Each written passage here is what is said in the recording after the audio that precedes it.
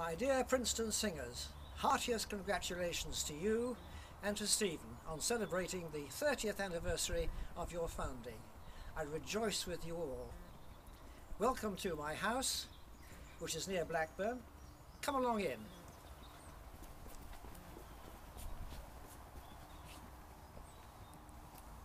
I vividly remember during my early days in Princeton in 1983 when Buffy Caruso and I were guests with John Sully and Kathy Rohr, and there was a moment when all four of us said, wouldn't it be a good idea if a group of singers were formed?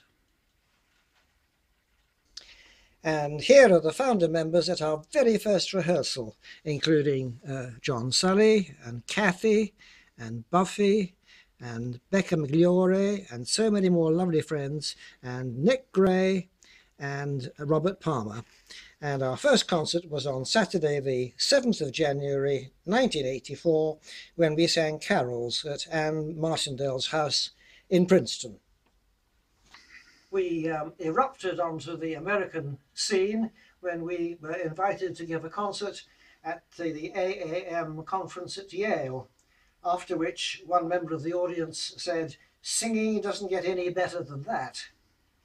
We were the chosen choir for two more AAM conferences and also for the American Guild of Organists Centennial Conference in New York City. And we received a fee of $10,000 for that, but that was 20 years ago. Our first tour in England in 1988 was set up by Brad Findell, and Sir David Wilcox came to give us a pre-tour rehearsal in Ivy Hall, after which he said, "Conducting you is like driving a Rolls Royce. You respond instantly to my every wish." But a few weeks later, when we sang at Liverpool Cathedral, the organist Ian Tracy said, "Your singing is much more exciting than a Rolls Royce. It's more like a Porsche." And so when we ended the tour at Windsor Castle, Astrid Caruso and Eric Schwartzentruber, to whom we owe so very much, presented me with two toy cars. And here they are, a Rolls Royce and a Porsche, which I still have. And those were wonderful Tuesday evening rehearsals in Ivy Hall, followed by pizza parties at Conte's. Do you remember when dear Anne McGoldrick actually offered to become our concerts manager? What she has done for us all is immeasurable with the Singers Board. So thank you, dear Anne. And here she is on the left with Becca, Margaret Ann Butterfield, and Martha Ainsworth.